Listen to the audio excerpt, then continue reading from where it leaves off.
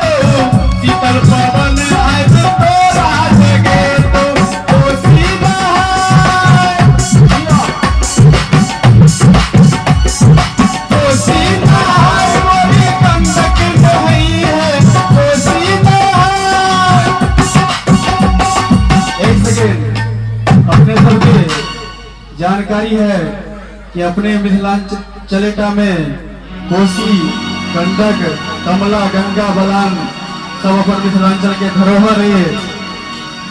यहाँ पर ये पंक्ति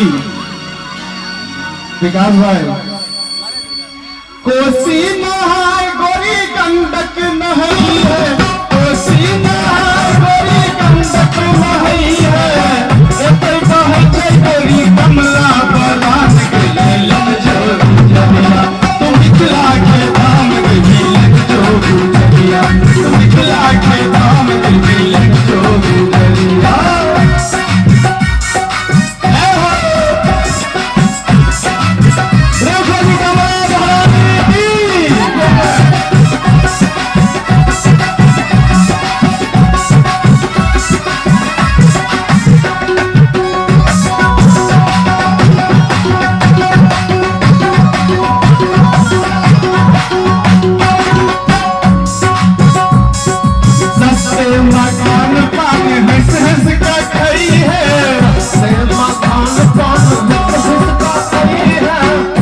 मिथिलांचल में सबसे सस्ता पान मखान भेटे छै।